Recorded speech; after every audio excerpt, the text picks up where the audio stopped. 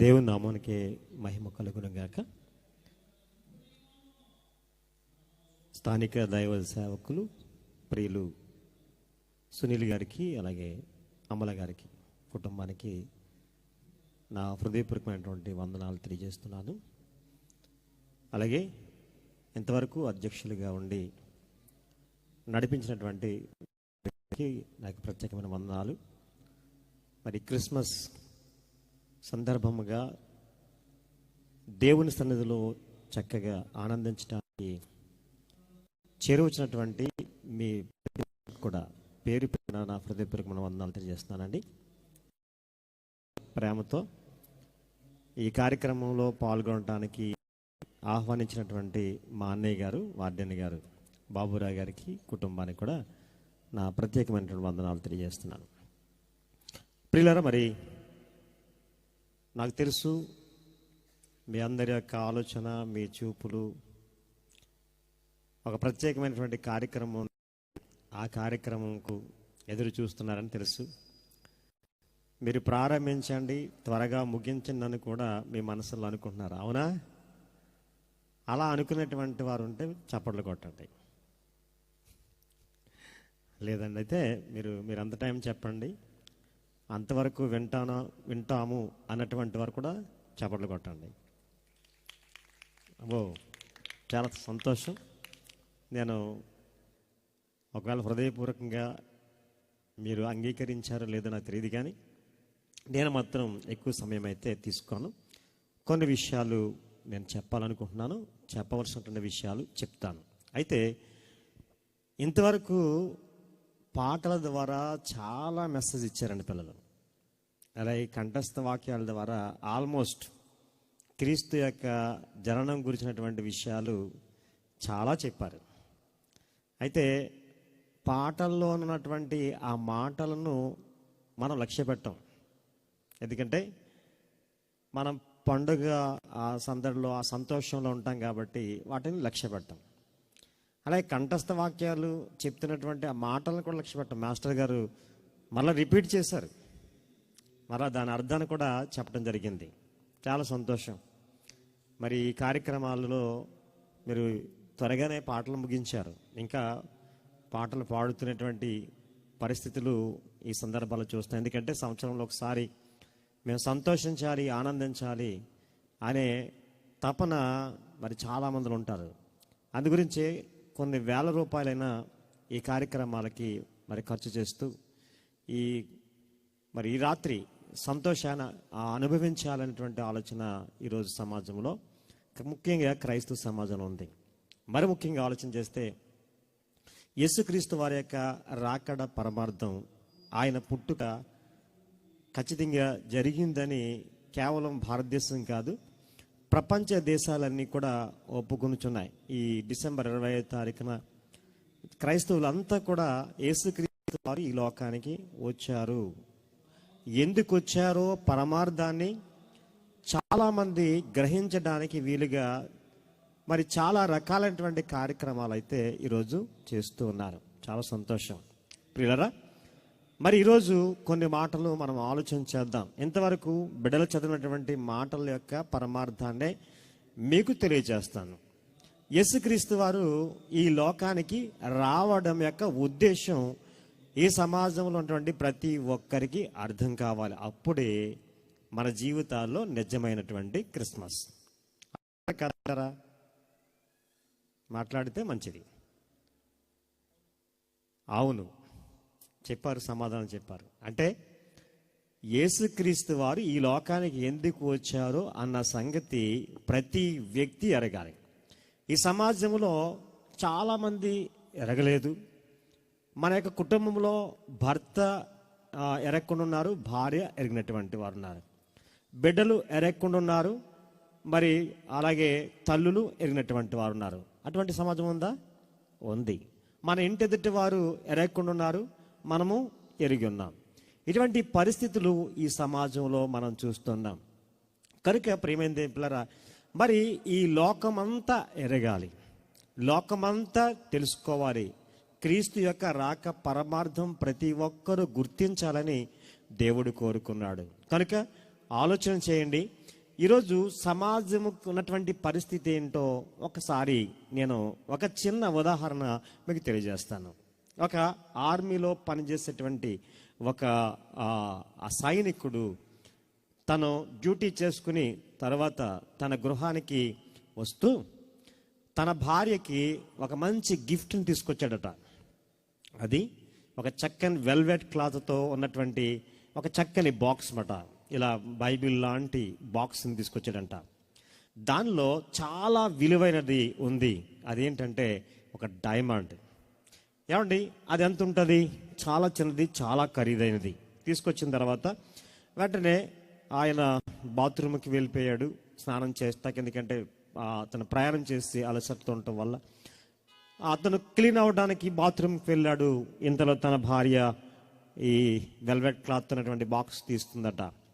ఈ క్లాత్ చూసి చాలా అందంగా ఉంది, చాలా బాగుంది, చాలా ఎంత బాగుందో, నా భర్త గారు ఎంత మంచి తట్టుకొచ్చారు అనుకుంటుందంట. ఏంటది? ఆ వెల్వెట్ క్లాత్ ఉన్నటువంటి ఆ యొక్క బాక్స్ని చూసి మర్చిపోతుందంట. ఈ దీన్ని ఓపెన్ చేసేటప్పుడు దానిలో ఉన్నటువంటిది పడిపోయిందట. తను చూసుకోలేదు, కానీ బాక్స్నే చూస్తుంది, కానీ ఆ విలువైన దాన్ని గమనించలేదు. ఇంతలో మరి దానిని ఒక కాకి తీసుకెళ్ళిపోయిందట. ఇంతలో తన భర్త వచ్చాడు బయటికి. వచ్చిన తర్వాత చక్కగా డ్రెస్అప్ అయి, నేను నీకు ఎటువంటి బహుమానం తీసుకొచ్చానో చూసావా అంటే, చూశాను, చాలా బాగుందండి అంటుందంట. చూసావా, నేను నీకు గిఫ్ట్కి ఇద్దాం అంటే నీకు సర్ప్రైజ్ చేద్దాం అనుకున్నాను, నువ్వే తీసేసావా అని అంటే, తీసేసాను, చూశాను, చాలా బాగుంది.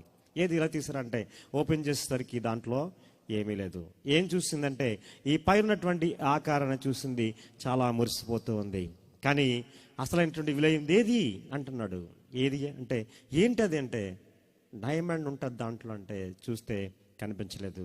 తర్వాత ఆ చెట్టు మీద కాకి ముక్కును ఉందట. అది తర్వాత దాన్ని తీసుకోవడం జరిగిందట. ప్రియమైన దేవులారా, అదే రీతిగా ఈ లోకం ఉంది. ఎలా ఉందంటే ఈ లోకంలో రంగుల వలయం, ఈ ప్రకృతి, ఈ అందాలు ఇవన్నీ చూసి మురిసిపోతూ ఉంది.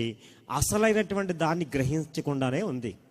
విలువైనది గ్రహించలేదు, విలువైనది క్రైస్తవుడు గ్రహించాడు. కనుక మనం గ్రహించినటువంటి వారు, యేసుక్రీస్తు వారు కూడా ఈ లోకానికి రావడంలో ఒక ఉద్దేశం, ఆయన మరి ఒక పరమార్థం ఉంది. దాన్ని మనం గుర్తించవలసినటువంటి వారంగా ఉన్నాం. ఎందుకంటే ఆలోచన చేస్తే దేవుని యొక్క ప్రణాళికలో, దేవుని యొక్క ఆలోచనలో ఈ భూమి మీద నాకు పిల్లలు కావాలని కోరుకున్నాడట దేవుడు. ఏమని కోరుకున్నాడు చెప్పాలి? నాకు పిల్లలు కావాలని కోరుకున్నాడట. ఎప్పుడైతే దేవునికి ఆలోచన వచ్చిందో ఈ అందమైన సృష్టి 6 దినముల్లో చేశాడటండి. దేవుని ఆలోచనలో ఈ భూమి మీద పిల్లలు కావాలనేటువంటి ఆలోచనకి 6 దినములు సృష్టిని చేశాడు దేవుడు. చేశాడా? చేశాడు. ఏం చేశాడు? భూమి, ఆకాశము, సూర్యుడు, చంద్రుడు, నక్షత్రాలు, ఈ భూమి మీద మనం జీవించడానికి సమస్తమైనటువంటి భూమిలో అన్నీ కూడా పెట్టి ఈ భూమి మీదకి మనల్ని ఒక రాజుగా ఉండాలని ఈ భూమి మీదకి పంపించాడు. ఏమంటే ఈ నేల మంటి నుండే మనిషిని నిర్మించి వారి నాసికారంధ్రంలో జీవవాయువు ఊదాడు, జీవాత్మగా మనిషిని చేశాడు. తర్వాత తన ప్రక్కటెముకను తీసి హవ్వగా చేసి మీరు ఫలించి అభివృద్ధి పొంది భూమిని నుండి విస్తరించి భూమిని నిండించండి అని చెప్పాడు. ఎలా ఉండాలని కోరుకున్నాడంటే ఎపిసోడ్ రాసిన పత్రిక 1వ అధ్యాయం 4-6 వచనాలు చూస్తే ఆయన ఎదుట పరిశుద్ధులు పవిత్రులుగా ఉండాలని కోరుకున్నాడట. అలా నిర్ణయించుకున్నాడంట. ఈ యొక్క భూమి జగత్తు పునాది వేయబడక మునిపే దేవుని యొక్క ప్రణాళిక అంటండి. ఆలోచన చేశారా? దేవుని యొక్క ఆలోచన అలా ఉంది. ఈ భూమి మీదకి రప్పించాడు దేవుడు, మనిషిని చేశాడు. అనతి కాలంలోనే, ప్రారంభములోనే మరి దేవుడు అనుకున్నటువంటి ఆశలన్నీ కూడా అడి ఆశలు అయిపోయినాయి. అవన్నీ మనకు తెలుసు. ఎవరొచ్చారు మధ్యలో? ఎవరొచ్చారు చెప్పాలి? ఎవరొచ్చారు? ఎవరు రాలేదా? అపవాది వచ్చాడు, హవ్వను మోసం చేశాడు. దేవుడు ఏదైతే ఆజ్ఞ ఇచ్చాడో దానిని చేయకూడదన్న దానిని చేయించి ఏం చేశాడు? మోసం చేశాడు. మోసం చేశాడు. అంతేకాకుండా పాపములో పడవేశాడు. ఏం చేశాడండి? ఆజ్ఞాతి క్రమము ఏంటంటది? పాపము. ఆజ్ఞాతి క్రమము పాపము చేయు ప్రతివాడు ఆజ్ఞ అతిక్రమించును, ఆజ్ఞాతిక్రమమే పాపమని వ్రాయబడింది. కనుక ఇక్కడ మనం ఆలోచన చేస్తే ప్రియమైన అతిక్రమము చేసినటువంటి ఈ ఆదాము ద్వారా ఏమైంది? ఈ లోకమంతా కూడా ఏం చేస్తుంది? పాపము చేస్తూనే జీవించారు. పాపానికి పరిహారం ఇవ్వాలని దేవుడు కోరుకున్నాడు. మొట్టమొదట ఆలోచన చేశాడు. ఎలా ఈ పాపాన్ని పరిహరించడం కోసం ఏం చెయ్యాలని ఆలోచన చేసి దేవుడు ఒక నిబంధన ఏర్పాటు చేశాడు. తన ప్రజలైనటువంటి వారిని కొందరిని ఏర్పాటు చేసుకున్నాడు. అబ్రహాము ద్వారా ఇస్సాకు నుంచి అనేక మంది జనాలు కావాలనుకుని దేవుడు కోరుకున్నాడు. వారికి ఒక నిబంధన ఏర్పాటు చేశాడు. దానిని ధర్మశాస్త్రం అంటారు. ఏమంటారు చెప్పండి? ధర్మశాస్త్రం. ధర్మశాస్త్రంలో మరి బలులు ఇచ్చాడు. పాప పరిహారార్థ బలి, అపరాధ పరిహారార్థ బలి, దహన బలి, సమాధాన బలి, నైవేద్యము. ఇవన్నీ ఏ పాపానికి ఆ ప్రక్షాళన కోసం చెయ్యాలని దేవుడు కోరుకున్నాడు. ఎన్నో జంతువులు ఎన్నో పక్షులు బలైపోతున్నాయి, కానీ మనిషి పాపం మాత్రం పోవట్లేదు. ఎప్పటికీ మామూలుగానే తన పాపము చేస్తున్నాడు. ఆలోచన చేస్తారా ప్రియమైన పిల్లరా? అప్పుడు ఎంతకాలం అంటే చాలా కాలం అలాగే చూశాడు దేవుడు. కానీ మనిషిలో ఏ మార్పు లేదు. పాపం చేస్తున్నారు, పాపానికి ఏం చేస్తున్నారు? బలర్పిస్తున్నారు. దేవుడు యాజకులను ఏర్పాటు చేశాడు. సంవత్సరానికి ఒకసారి పవిత్రమైనటువంటి రక్తాన్ని తీసుకుని వెళ్తారు. తదుపరి మరలా ఇశ్రాయేలు తనకిష్టం వచ్చినట్టు రీతిగా పాపము చేస్తూనే ఉన్నారు. దేవుడండి అలా చూసి చూసి చూసి తన ప్రవక్తల ద్వారా ముందు ప్రవక్తలను పంపించాడు, దైవజనులు పంపించాడు. మాట వినలేదండి. అనేక సార్లు తప్పిపోయారు. ప్రవక్తలను పంపించాడు. కానీ ప్రవక్తల మాట కూడా వినలేదండి. ప్రవక్తలను చంపేశారు, నరికారు, చంపారు, రంపములతో కోయబడ్డారు. ప్రియమైన పిల్లరా, దేవుడండి 400 సంవత్సరాలు మౌనమైపోయాడు. ఆలోచన చేశారా? అంటే మత్తయి సువార్తకి మలాకికి మధ్య, అంటే పాత నిబంధన ముగింపుకి మత్తయి సువార్తకి మధ్య 400 సంవత్సరాలు దేవుడు సైలెంట్ అయిపోయాడండి. ఎవరితో మాట్లాడలేదు, ఏ తోటి మాట్లాడలేదు, ఏ ప్రవక్త ద్వారా కూడా మాట్లాడలేదండి. సైలెంట్ అయిపోయాడు. ప్రేమైంది ఏంట్లారా? ఆలోచన చేశారా? ఎందుకు అంటే మనిషి పాపము తారస్థాయికి చేరిపోయింది. కనుక ఈ మనిషి ఏం చేస్తున్నాడు? పాపానికి పరిహారంగా ఈ జంతువుల్ని బలర్పిస్తున్నాడు. కనుక దేవుడు ఆలోచన చేశాడు కాదు, ఆయన సంకల్పం ముందుగానే ఆలోచన చేశాడు. ఆదికాండం 3:15 దేవుడు అప్పుడే ఆదాము పాపం చేసినప్పుడే, హవ్వ ఆదాము వారి పాపం చేసినప్పుడే దేవుడు కోరుకున్నాడు, స్త్రీ గర్భమందు పుట్టాలి. ఆ స్త్రీ గర్భము ద్వారా పుట్టినటువంటి కుమారుని ద్వారా లోకానికి విమోచన కావాలని కోరుకున్నాడు. అప్పటి నుంచి ప్రవక్తల ద్వారా మాట్లాడుతూ వచ్చాడు. యెషయా గ్రంథం 7:14 చూస్తే, ఇదిగో కన్యక గర్భవతి కుమారుని కనును, ఆయనకి ఇమ్మానుయేలు అని పేరు పెట్టుదురు అని చెప్పాడు. అంటే యేసు ప్రభు వారు పుట్టక మునిపే 750 సంవత్సరాల ముందే జరగబోయే సంగతిని ప్రవక్తల ద్వారా చెప్పడం జరిగింది. ప్రియమైనదే పిల్లరా, మీకా, జకర్యా, యెషయా ఇటువంటి ప్రవక్తలు చెప్పారు ఏంటంటే, ఇదిగో మీకు ఒక నిబంధనను ఇచ్చేస్తానని చెప్పాడు. ఒకసారి ఈరోజు ఒక మాటను చదువుతారా? బైబిల్ గ్రంథం నుంచి చదవండి. ఇర్మియా గ్రంథం 31:31 చదవండి. త్వరగా చదివితే నేను ముగిస్తాను. ఇదిగో నేను ఇశ్రాయేలు వారితోను యూదా వారితోను క్రొత్త నిబంధన చేయు దినములు వచ్చుచున్నవి అన్నాడండి. అంటే ఇర్మియా ప్రవక్తకు ఉన్నటువంటి సమయంలోనే పాత నిబంధనలో ఉన్నటువంటి ఈ ప్రజలకు జరగబోయేదాన్ని చెప్పాడు. ఏంటంటే క్రొత్త నిబంధన చేయు దినములు వచ్చుచున్నవి అన్నాడండి. ఆలోచన చేశారా? అంటే ఈ మనిషి యొక్క పాపమును తీసివేయడానికి మరొక నిబంధన కావాలని దేవుడు కోరుకున్నాడు. ఆయన ఆలోచనలో నుంచి, అందు గురించి దేవుడు అనుకున్నటువంటి ఆలోచనే మరి పరలోకములో ఆ యొక్క మహామహుడు తెలుసండి, యేసుక్రీస్తు వారి గురించి వ్రాయబడినటువంటి మాట ఒక్కసారి మీరు చూడగలిగినట్లయితే ఫిలిప్పీయులకు రాసిన పత్రిక 2వ అధ్యాయం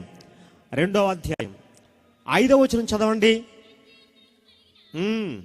ఈ మనసును మీరును కలిగి ఉండుడి, యేసుక్రీస్తు వారు దేవుని స్వరూపము కలిగిన వాడై ఉండి దేవునితో కూడా సమానముగా ఉండుట విడిచిపెట్టకూడని భాగ్యం అని ఎంచుకోలేదంట. అంటే ఏమండి, దేవుని గురించి ఈరోజు లోకం ఆలోచించినట్లుగా దేవుడు అంటే సామాన్యుడు కాదండి.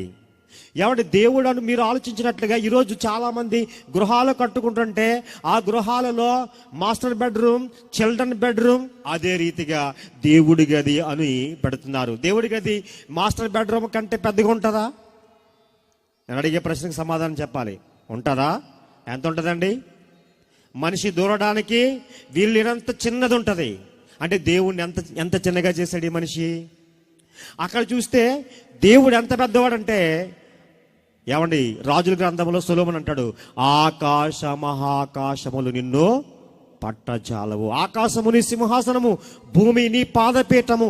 అంత ఉన్నతుడైనటువంటి దేవుడు మన కోసం ఏమైపోయాడంటే ఒకసారి మళ్ళీ చదవండి. 5వ వచనం.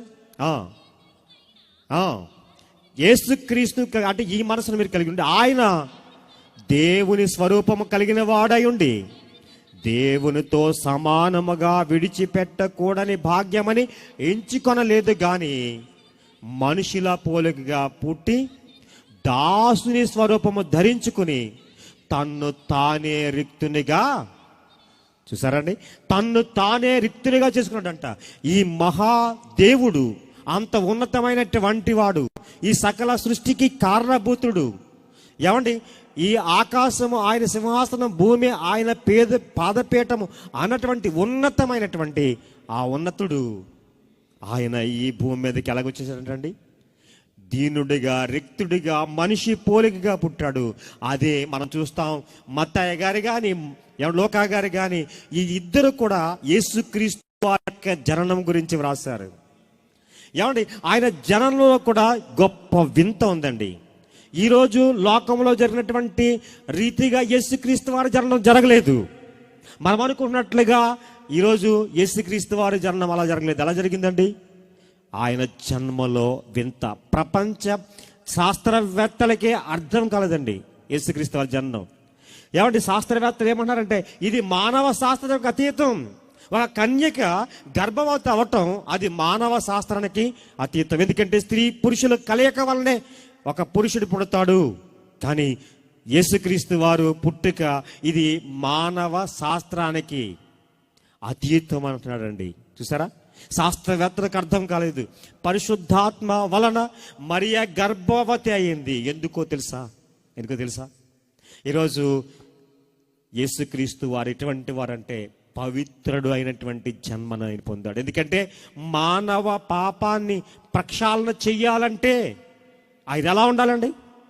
ఎలా ఉండాలి? చూడండి, హెబ్రీయులకు రాసిన పత్రిక 7వ అధ్యాయం 26వ వచనం చదవండి. హెబ్రీయులకు రాసిన పత్రిక 7వ అధ్యాయం 26వ వచనం చదవండి ఒకసారి. పవిత్రుడు, నిర్దోషి, నిష్కల్మషుడు, పాపుల్లో చేరక ప్రత్యేకముగా ఉన్నవాడు అంటాడు. ఎవరండి అయినా? యేసుక్రీస్తు వారు, వన్ అండ్ ఓన్లీ. ఈ ప్రపంచములో పాపము అంటకుండా జన్మించినటువంటి వాడు, పాపము లేకుండా బ్రతికిన వాడు, మానవ పాపాలను క్షమించగలిగినటువంటి వాడు, ప్రతి పాపమును తీసివేయగలిగినటువంటి వాడు వన్ అండ్ ఓన్లీ ఆయనే యేసుక్రీస్తు వారు. అందు గురించి ఆయన గురించి చెప్పినటువంటి మాట తిమోతి రాసిన 1వ పత్రిక 1వ అధ్యాయం 15వ వచనంలో పౌలు గారు అంటాడు, పాపులను రక్షించుటకు క్రీస్తు యేసు ఈ లోకమునకు వచ్చిన వాక్యము నమ్మదగినదియు పూర్ణాంగీకారమునకు యోగ్యమైనది అయి ఉన్నది అన్నాడు. అంటే పాపులను రక్షించడానికి యేసుక్రీస్తు వారు వచ్చారు. ఏమండి, ఈరోజు ఇంత గొప్పగా సందడి చేస్తూ పండగగా ఏమండి ఈ కార్యక్రమం అంతా చేస్తున్నది పాపిని రక్షించాలి. ఏం చేయాలి చెప్పండి? ఒక పాపిని రక్షించాలి, లోకంలో నుంచి పాపిని రక్షించాలి. ఈ భోజన కార్యక్రమం అంతా ఏర్పాటు చేస్తుంది, ఇన్ని వేల రూపాయలు ఖర్చు చేస్తున్నది. ఎందుకంటే యేసుక్రీస్తు వారి యొక్క జననం ఎటువంటిదంటే పాపరహితమైనది. అది గురించే కన్యక పరిశుద్ధాత్మ వలన గర్భము ధరించింది. ఇది ఈ లోకానికి అర్థం కాలేదు. అందు గురించి ఇలా జన్మించడం అసాధ్యమని మతోన్మాదులు ఏమన్నారు తెలుసండి? మరియకు కళంకం కలుపుతున్నారండి. మరి ఒక రోమన్ సైనికుని వలన పుట్టాడు యేసుక్రీస్తు వారని ఏమండి రకరకాల భాష్యం చేశారు. మొదటి శతాబ్దంలో పుట్టినటువంటి యేసుక్రీస్తు గురించి ఈ 19వ శతాబ్దంలో ఉన్నటువంటి వాడు మాట్లాడితే ఏమైనా బాగుంటుందా? ఆలోచించండి. ఏమంటే ఆమె గురించి మాట్లాడాలంటే అప్పటివాడు వ్రాసి ఉండాలి. అప్పటి గ్రంథం ఇది, బైబిల్ గ్రంథం. అప్పుడు వ్రాసినటువంటి వారు ఎవరంటే మత్తయి గారు వ్రాస్తూ ఏమన్నారండి? ఏమని చెప్పారు? పరిశుద్ధాత్మ వలన ఆమె గర్భము ధరించింది. యేసు కూడా అనుమానించాడు, కానీ నివృత్తి చేశాడు. దేవదూత వచ్చి ఆమె గర్భము ధరించింది పరిశుద్ధాత్మ వలన అని చెప్పాడు. పరిశుద్ధాత్ముడు అలా మరి గర్భము ధరించిన తర్వాత దేవదూత ఎంతో బలపరిచింది మరియమ్మ తల్లిని. నిజంగా ఈ లోకానికి ఉద్భవించడానికి ఎన్ని అవమానాలు పొందిందండి మరియ గారు. నిజంగా అవమానం పొంది యేసుక్రీస్తు వారిని ఈ లోకానికి ఇచ్చింది. కేవలం 33.5 సంవత్సరాల జీవితం యేసుక్రీస్తు వారికి. నాకంటే చిన్న జీవితంలో ఆయన చేసినటువంటి గొప్ప కార్యాలు ఎన్నంటే అద్భుత కార్యాలు. ఆ రోజు చిన్న బాలుడిగా ఉన్నప్పుడే, అలా పుట్టినప్పుడే 6 ప్రాముఖ్యమైనటువంటి కార్యక్రమాలు జరిగినాయండి. ఒకటి, దేవదూతలు దేవుని స్తుతించాయి. రెండోది ఎవరు చెప్పాలి? గొల్లలు దేవుని స్తుతించారు. అలాగే జ్ఞానులు యేసుక్రీస్తు వారిని పూజించారు. అలాగే సిమెయోను ప్రవక్త యేసుక్రీస్తు వారిని ఆయన గురించి చెప్పుతూ ప్రవచనం చేస్తూ యేసుక్రీస్తు వారి గురించి ఆయన్ని సేవించారు. ఆయన ప్రవక్త. అలాగే 84 సంవత్సరాల నుంచి దేవాలయంలో ఉన్నటువంటి ఒక విధవరాలు కూడా యేసుక్రీస్తుని దేవుణ్ణి ఆయన చిన్న బాలుడుగా ఉన్నప్పుడు ఆయన స్తుతించారు, ఆయన పూజించారు. ఆలోచన చేశారా?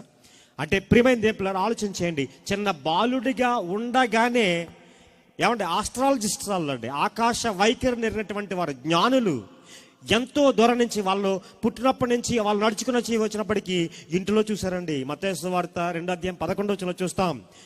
ఇంటిలోనికి వచ్చేసరికి ఎన్ని సంవత్సరాలు పట్టిందండి? 2 సంవత్సరాలు పట్టింది. యేసుప్రభు వారు పుట్టినప్పుడు గొల్లలు వార్తను చెప్తే జ్ఞానులు యేసుక్రీస్తు వారిని దర్శించడానికి వచ్చినటువంటి సమయానికి 2 సంవత్సరాలు. మీరు ఎలా చెప్తారంటే కిందకు చూస్తే మీకు అర్థమవుతుంది. ఎందుకంటే హేరోదు రాజు 2 సంవత్సరాలు కలిగినటువంటి వారు. ఎందుకంటే ఆ జ్ఞానులు హేరోదు దగ్గరికి వస్తారు. పుట్టినవాడు ఎక్కడున్నాడు అని అడుగుతారు.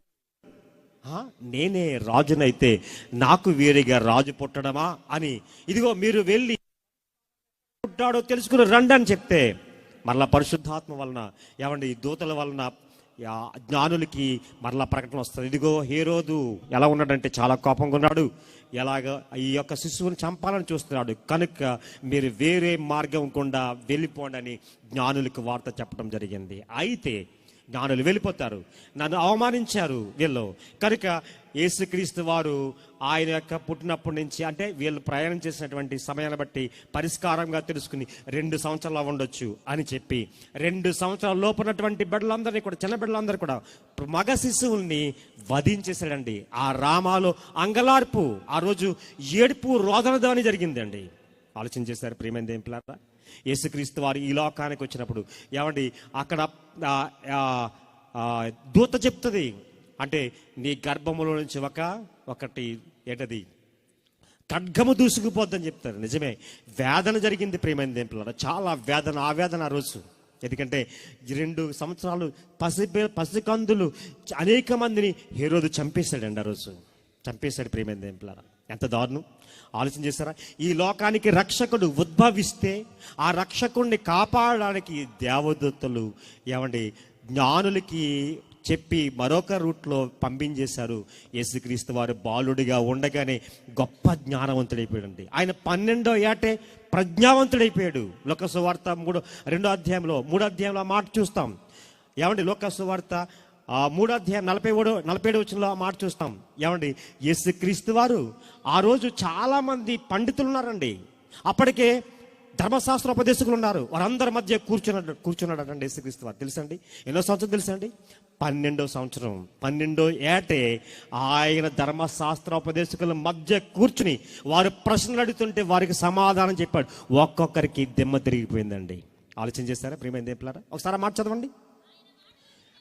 ఆయన మాటలు విన్నవారందరూ ఆయన ప్రజ్ఞకును ఆయన ప్రత్యుత్తరమునకు విస్మయం ఉందారంట. అంటే ఆయన మాటలు 12వ ఏట ఎలా ఉన్నాయండి?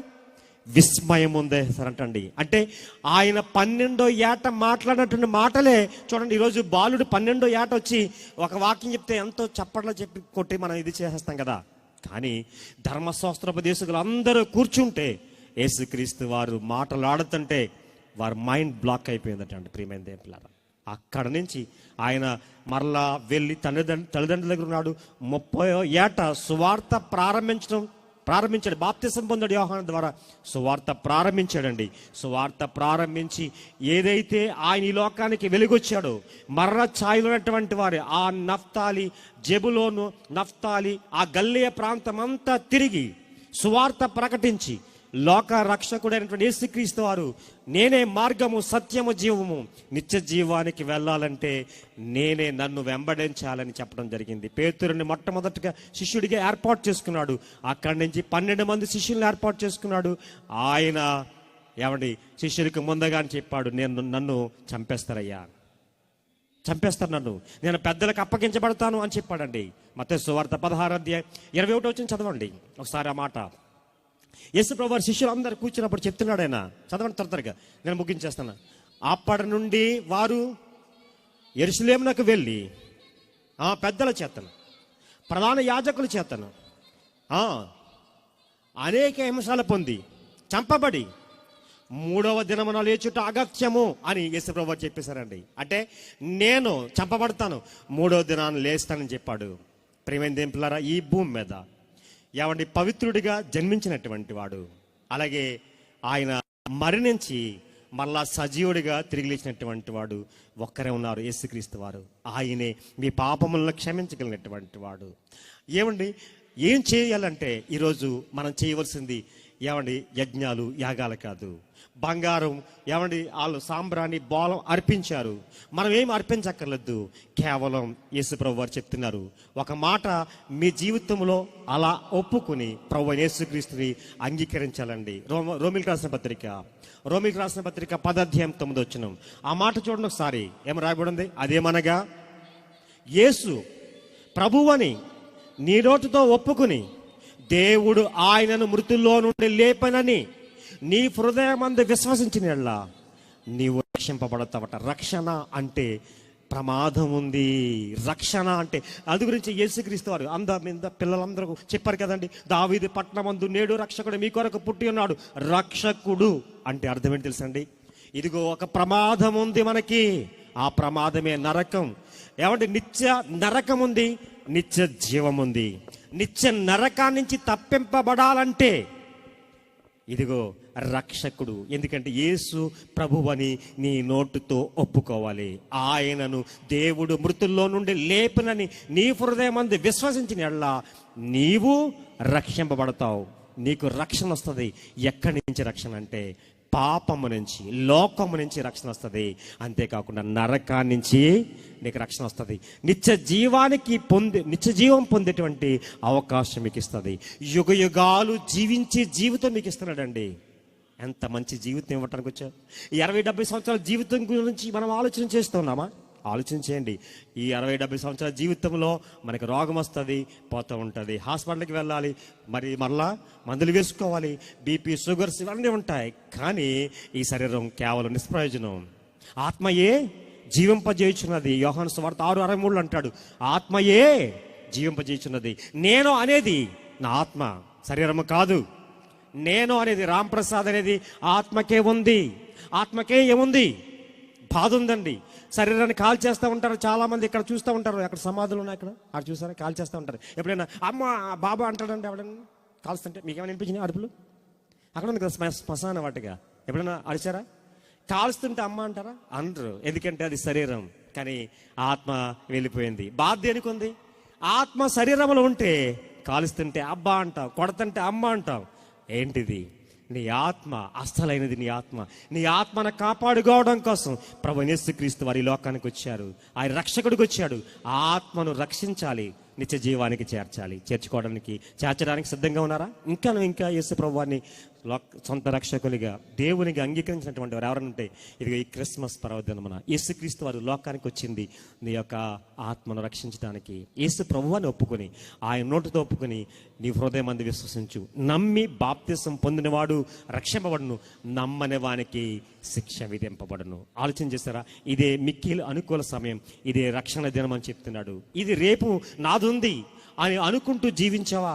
నా పిల్ల పెళ్ళి ఉంది, లేకపోతే నా మనవడ పెళ్ళిని చూడాలి, అప్పుడు నేను బాప్తిసం తీసుకుంటాను, అప్పుడు ప్రభులోకి వస్తాను, అప్పుడు ప్రభులో జీవిస్తాను, ప్రభులా జీవిస్తాను అనుకుంటూ ఒకవేళ నీ జీవితాన్ని కాలయాపన చేస్తే రేపేమి సంభవిస్తుందో నీకు తెలియదు. గ్రంథం చెప్పింది, బైబిల్ గ్రంథం, రేపేమి సంభవిస్తుందో నీకు తెలియదు. గనుక ఇదే అనుకూల సమయం. అర్థమవుతుందండి? అర్ధరాత్రి కూడా బాప్తిసం పొందాడు జైలు అధికారి. ఉదయం పొందొచ్చు కదా, రేపటికి ఉంటాడో ఉండదో తెలియదు. ఆ పౌలు గారు ఆ చెప్పిన మాటలకు విశ్వసించాడు. రాత్రే ఆ గాయములు కడిగి ఆయన రక్షణ పొందాడు. ప్రియమైన సమయం లేదు, ఎప్పుడైనా పొందొచ్చండి.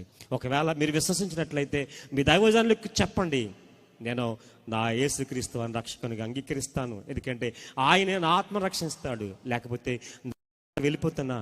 ఆ యుగయుగముల కాలాల అని మనం సింపుల్గా తీసుకున్నాం. యుగయుగముల జీవితం 60-70 సంవత్సరాల జీవితం అంటే జస్ట్ దేవుని దృష్టిలో ఏమంటే ఆయన దృష్టికి అంతే అండి. 1000 సంవత్సరములు గడిచిన నిన్నటి వల్ల అంటే మన జీవిత కాలం 2 నిమిషాలు మాత్రమే దేవుని దృష్టిలో అనుకోండి. ఆలోచన చేస్తారు ఎప్పుడన్నా? ఇలా కొలుచుకోండి, ఆలోచించండి ప్రేమ పిల్లరా. మరి నేను స్పీడ్గా ఎందుకు చెప్పానంటే పిల్లలు కార్యక్రమాలు ఉన్నాయి, అది గురించి నేను కట్టే కొట్టే తెచ్చేలా చెప్పాను. లేకపోతే పాఠంగా చెప్పాలంటే సుమారుగా గంట సమయాన్ని నేను తీసుకోవాలి. చాలా విషయాలు దానికి క్రోడీకరించి చెప్పాలి. చాలా మంచి సమయం. మరి సోదరులు నాకు మంచి అవకాశం ఇచ్చారు. ఆ దైవజనులు వారికి ప్రత్యేకమైన వందనాలు తెలియజేస్తూ, ఇదిగో ఇంతవరకు దేవుని యొక్క వాక్యమైనటువంటి మీ అందరికీ కూడా నా హృదయపూర్వక వందనాలు తెలియజేస్తూ నా మాటలు ముగిస్తున్నాను. చిన్న ప్రార్థన చేసుకుందాం. పరిశుద్ధుడా, ప్రేమగల తండ్రి, ఈ మార్టీర్ గ్రామంలో నీ పిల్లలతో మాట్లాడడానికి అవకాశం ఇచ్చారు. అమూల్యమైన మాటలు మా తండ్రి నీ యొక్క లేఖన గ్రంథంలో నుంచి కొద్ది నిమిషాలు నీ కుమారుని యేసుక్రీస్తు గురించి చెప్పడానికి మాకు అవకాశం ఇచ్చారు తండ్రి. తండ్రి, నీ కుమారుని విశ్వసించాలి, ఎందుకు విశ్వసించాలో, ఎందుకు రక్షింపబడాలో, నీ కుమారు యొక్క రక్తం ఎంత పవిత్రమైనదో మాకు తెలియజేశారు తండ్రి. నీ కుమారుని యొక్క రక్తం ద్వారా మాకు పాపక్షమాపణ, మా యొక్క ప్రతి మలినాన్ని తుడిచేది తండ్రి, మమ్మల్ని నిర్దోషులుగా చేసేది, మీ ఎదుట నిలబెట్టేది తండ్రి. నీ పిల్లలు ఇంకా ఎవరైనా మా తండ్రి రక్షణ పొందక తండ్రి ఇదిగో పండగలా ఆలోచించి ఒకవేళ మా తండ్రి నిత్య రక్షణను మర్చిపోయారేమో దేవ, ఈ మంచి సమయంలో, ఈ పండగ సమయంలో తండ్రి ఇలా సంతోషించే సమయంలో నేను దేవునికి అంగీకరించడానికి మా తండ్రి ఈ రాత్రి నిర్ణయం తీసుకున్నటువంటి భాగ్యం దయచేయండి. నీ కృపను చూపించండి. మా ప్రియులు మా తండ్రి సునీల్ గారు చేస్తున్నటువంటి పరిచయాన్ని ఆస్వాదించండి దేవా. వారికి సహకరిస్తున్నటువంటి బిడ్డలందరినీ దీవించండి. నీ మాటలు మా తండ్రి ఇంతవరకు మా తండ్రి విశ్వసించినటువంటి ప్రతి బిడ్డ కొరకు, ప్రతి కుటుంబం కొరకు ప్రార్థిస్తున్నాం తండ్రి. ఇంకను లోకంలో ఎందరో మరి రక్షింపబడినటువంటి వారు ఉన్నారు. వారందరినీ ఈ మాటల ద్వారా మా తండ్రి కొంచెం ఆలోచింపజేసి నీ చెంతకు నడిపించి ఈరోజు జీవింపజేయమని కోరుకొనుచు నీ పాదాలు పట్టుకుంటూ ఈ మనవులు మా ప్రభువును నా రక్షకుడైన యేసుక్రీస్తు వారి పేరిట అడిగి వేడుకునిచ్చిన మా పరలోకపు తండ్రి, ఆమేన్. అందరికీ వందనాలు. God bless you. మరి చక్కగా క్రీస్తు యొక్క వృత్తాంతంను మనం క్లుప్తంగా తెలియపరిచినటువంటి రాంప్రసాద్ గారికి పెంతెకోస్తు